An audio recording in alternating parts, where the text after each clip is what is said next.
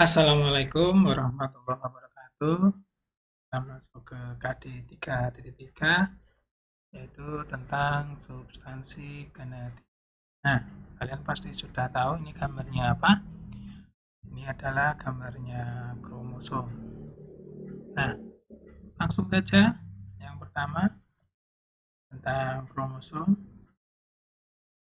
Kromosom adalah suatu struktur padat yang terdiri atas protein dan asam nukleat. Nah, ini protein, asam nukleat. Nah, asam nukleat itu ada dua, yaitu DNA dan RNA. Nah, nanti akan dibahas jelas di belakang tentang DNA dan RNA. Yang berikutnya, struktur pada kromosom hanya dapat dilihat pada tahap metafase. Nanti kalian akan tahu di bab berikutnya di pembelajaran sel, yaitu tentang metafase. Kemudian kromosom itu bisa ditemukan di nukleus atau inti sel. Nah, kemudian kromosom itu terbentuk dari benang-benang kromatin yang sangat halus. Berikutnya, ini bagian-bagiannya kromosom. Yang pertama, ini aja dari ujung aja lah. Nah, bagian ujung ini namanya satelit. Ini namanya lengan. Biasanya ditulis kromatid ini. Kromatid. Nah, maaf, tulisannya jelek. Kromatid, kemudian ada manik-manik di dalamnya. Kromatid namanya adalah kromo 5. Kemudian ada lingkaran di tengah-tengah sini, di sini. Menghubungkan antara dua lengan kromosom itu namanya sentromer. Kemudian ada matriks di sini. Kemudian ada locus gen di dalam kromosom, nanti ada gen. Nah, ini namanya locus. Nah, berikutnya bagian-bagian kromosom tadi sudah ada di gambar sebelumnya. Nah, ada sentromer. Tadi saya sudah menyebutkan adalah pelekukan di sekitar daerah pertengahan kromosom di mana juga dijumpai kinetokor. Kemudian ada satelit juga yang kromosom yang berbentuk bulatan dan terletak di ujungnya kromosom, di ujungnya kromatid. Nih, kromatid itu adalah salah satu dari dua lengan kromosom. Telomer adalah daerah terujung kromosom. Fungsinya menjaga stabilitas bagian ujung kromosom agar DNA itu tidak lepas atau tidak terurai.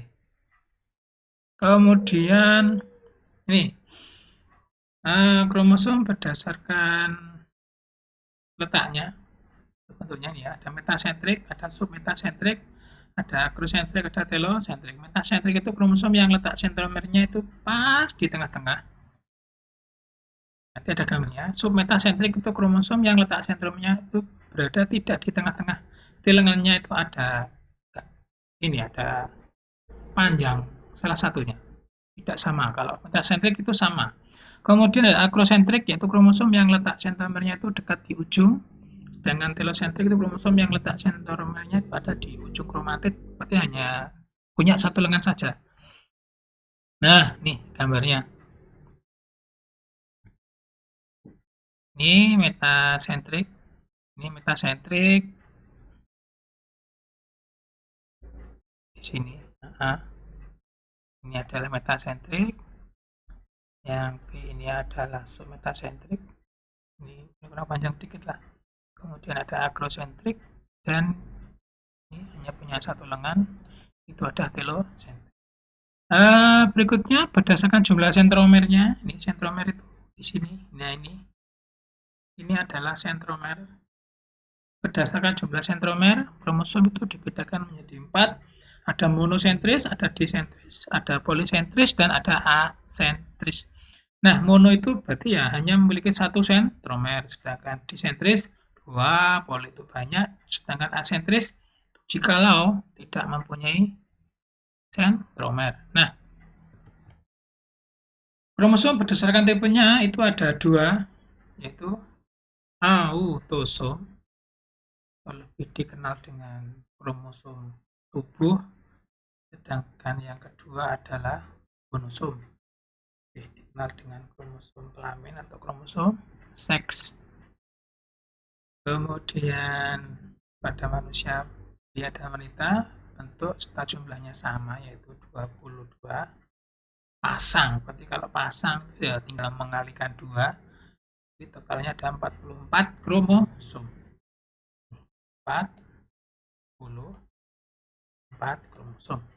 Sedangkan di gonosom pada manusia, kalau pria itu dituliskan dengan huruf X, Y, sedangkan wanita X. Jadi jumlah kromosom gonosom itu ada 1 pasang atau katakan 2. Ini total untuk manusia adalah 44 tambah 2. Ada 46. Nah, berikutnya tipe dan jumlah kromosom. Ini pada manusia sudah saya sebutkan tadi, yaitu 46. Kromosom tersebut dapat tersusun secara berpasangan, dimulai dari yang terpanjang. Kromosom yang untuk pasangan punya panjang, posisi centromere dan pola perwarnaan yang sama dengan kromosom homolog. Lokus adalah letak atau tempatnya gen dalam kromosom. Terjadinya pasangan kromosom homolog dari kariotip adalah konsekuensi asal-usul seksual. Nah, sperma dan ovum memiliki kromosom tubuh 22 buah. Ini autosom. Dan kromosom seksnya 2X atau Y. Jika hanya setengahnya, ya dianggap saja itu adalah kromosom yang haploid. Kalau full 46 itu diploid. Sedangkan sel yang memiliki 23 pasang kromosom disebut dengan diploid. Nah, itu betul. Berikutnya, ini adalah kariotipenya manusia. Dimulai dari yang terpanjang nih, sampai nih, ini XX, ini XY. Ini jika laki-laki itu bentuk, jika perempuan, maaf, bentuknya seperti ini. Laki-laki XY. Ini ternyata kecil ya. Nah, tampilan visual kromosom. Kromosom disebut dengan karyotipe. Berikutnya,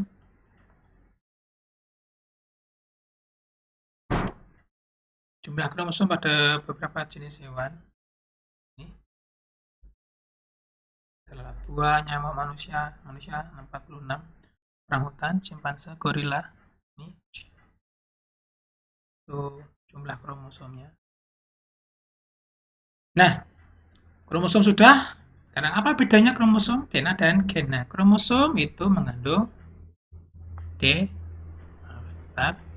kromosom itu mengandung DNA.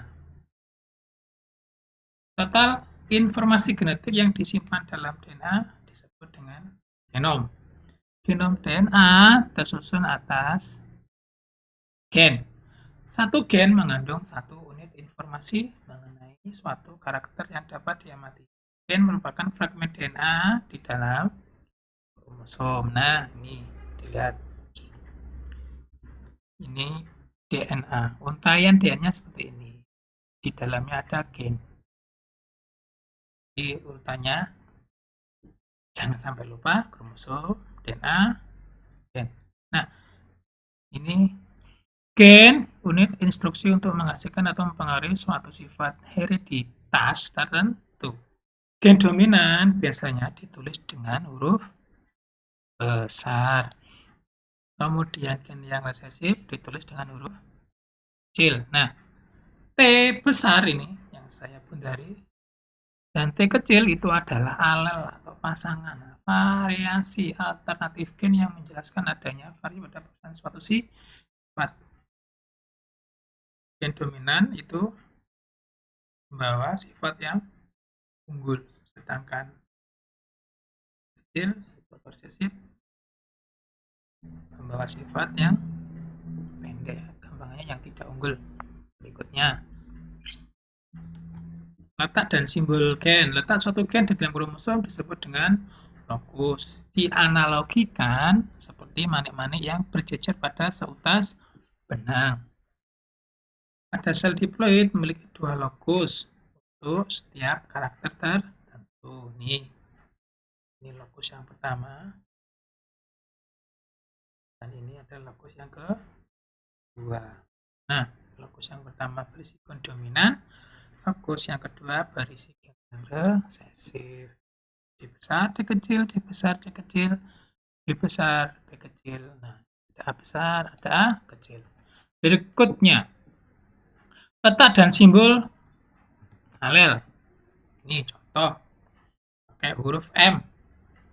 Homozigot dominan, yaitu buahnya manis. Ini manis.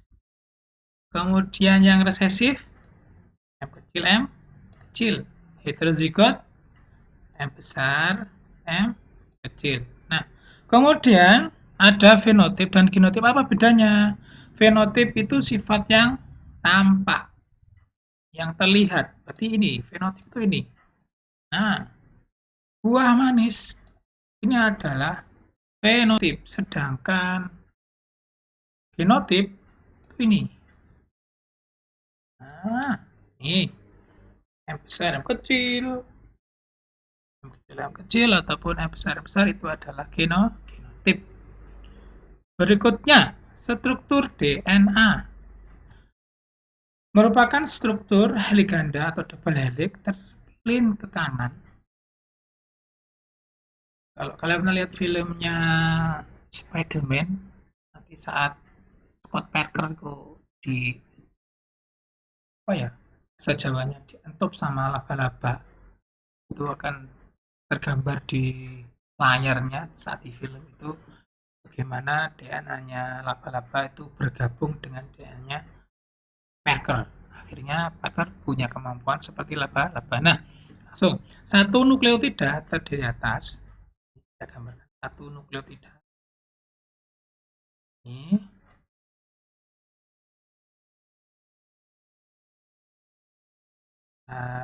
gambarkan dulu.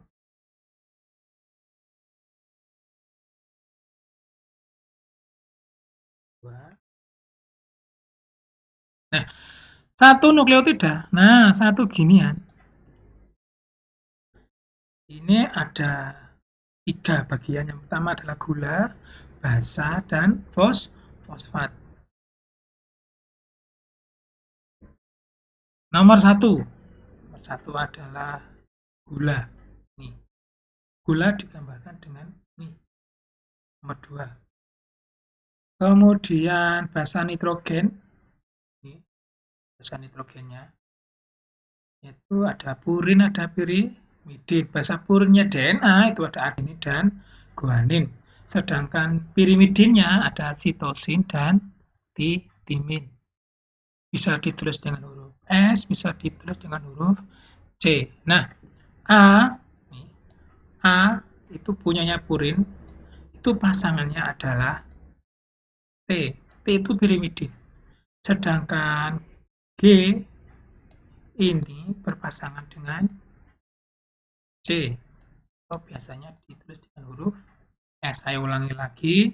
Untuk basa nitrogen DNA, purin selalu berpasangan dengan pirimidin. Nah, purin yang pertama adalah adenin ini. Adenin. Ini pasangannya adalah timin. Akar T. Gitu. Nah, kemudian guanin itu berpasangan dengan sitosin. Sedangkan yang bagian ketiganya DNA, ini adalah fosfat. Berikutnya, struktur double helix DNA. Nih gambarnya seperti ini. Kalian perhatikan yang atas, 2 rantai bergerak dengan arah yang berlawanan. Pita biru menunjukkan rantai 2 gula fosfat. Kemudian yang terakhir, pasangan basa membentuk penghubung horizontal di antara rantai-rantai.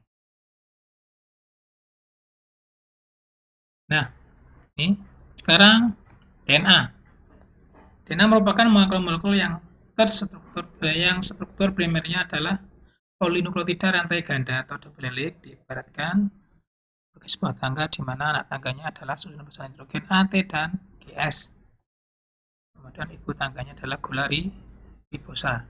Nah, Ini biasanya di pertanyaan olimpiade yang diperhatikan ada polaritas. Polaritas terjadi karena salah satu ujung rantai DNA merupakan gugus fosfat atau C5 deoksiribosa, sementara ujung yang lainnya merupakan gugus hidroksil dengan C3 atau deoksiribosa.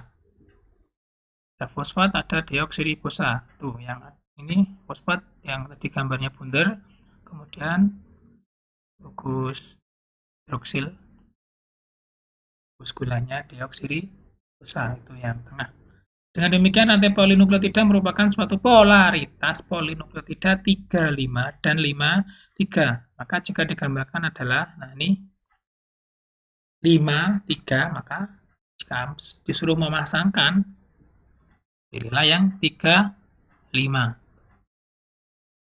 Misalkan ini, contohkan di sini, adenin itu pasangannya, tadi sudah dijelaskan di depan, adalah timin. Dengan timin, pasangannya adalah adenin. Ini sama, timin adenin, guanin dengan sitosin. Timin adenin sampai guanin dan sitosin. Nah, berikutnya, ini strukturnya DNA. Lanjut saja. Ini sudah saya gambarkan. Gambarnya DNA. Ini.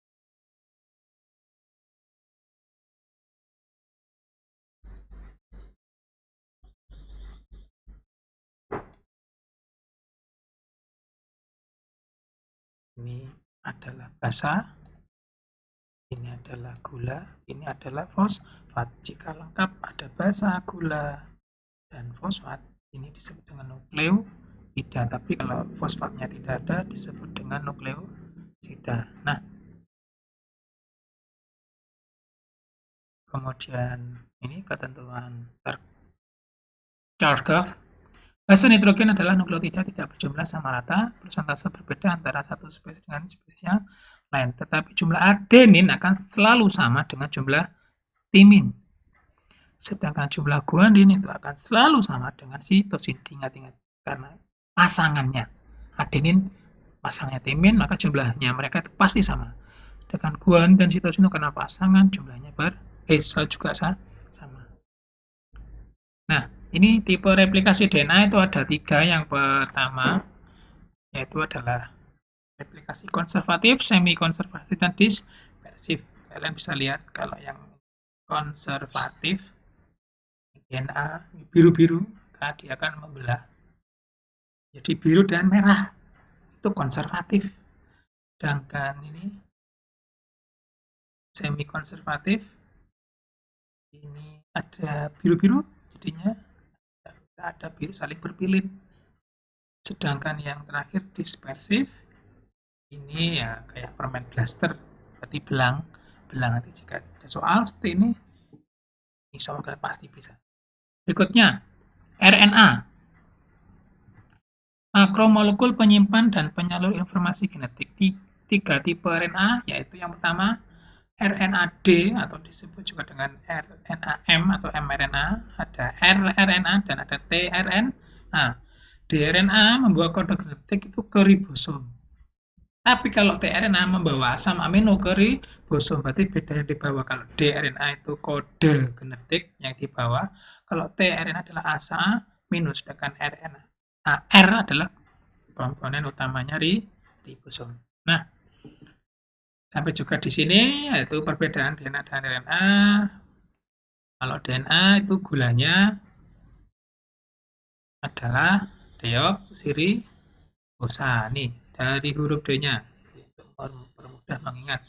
Kalau RNA dari huruf R-nya adalah gulanya adalah ribosa. Kemudian basa purin pirimidinnya sama-sama punya.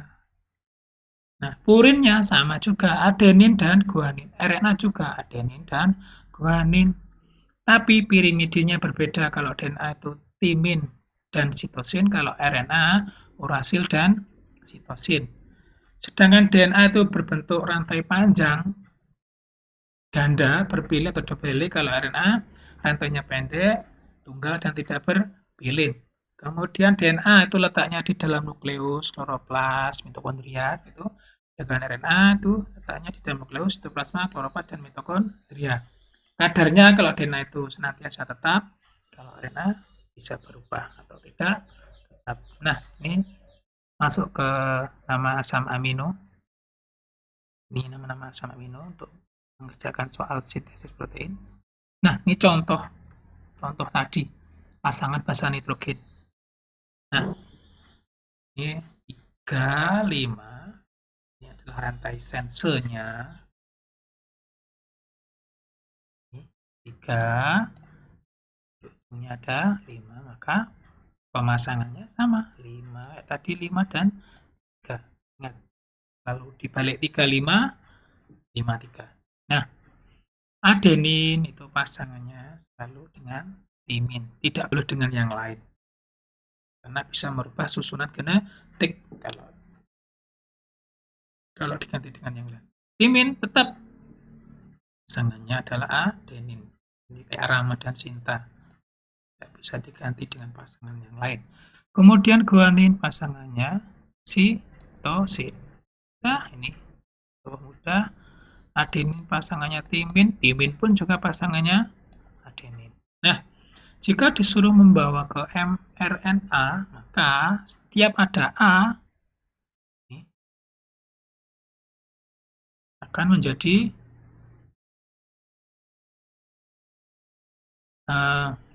ini dia di sini. Ini adalah rantai sensenya. Setiap ada T, ada T itu akan menjadi A. Sedangkan A akan berubah menjadi U. Ini tidak dari rantai sensenya ya. Sekali lagi, lihat dari sensenya. A menjadi U, C tetap G, A menjadi U, karena di RNA itu tidak boleh ada huruf T, tidak boleh ada timin. A pasangannya menjadi U, tidak T. A, U, C, G, A, U, G, C, A, U, C pasangannya G, T pasangannya A. Nah, ini contoh. Sama ini. G pasangannya S. Nah, C bisa juga ditulis dengan huruf S. Maka A tetap pasangannya T. Nah, kemudian jika lihat sensor ini TGA sama dengan ini. T jadi A, G jadi S, A jadi U. Ini pasangannya sesama RNA di sini. Nah, penulisan nama asam amino itu berdasarkan penulisan nama asam amino itu berdasarkan ini ACU, yaitu treonin. Saya bawa ke sini sebentar. ACU mana ACU?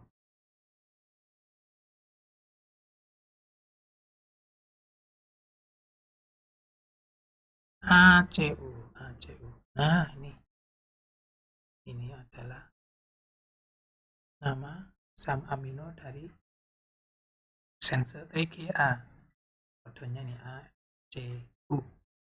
Berikutnya ini untuk sintesis protein. Sintesis protein itu ada 2, yaitu transkripsi dan translasi.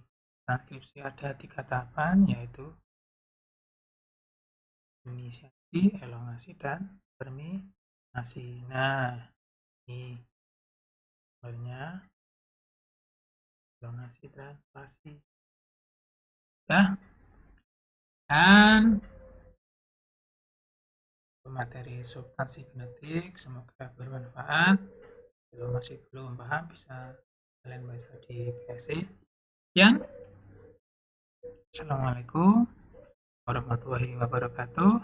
Nih, silahkan kembali ke sini, silahkan. Ini dicoba di rumahnya masing-masing. Kalau mau menjawab silahkan dijawab di kolom komentar. Itu ya. Terima kasih. Assalamualaikum warahmatullahi wabarakatuh.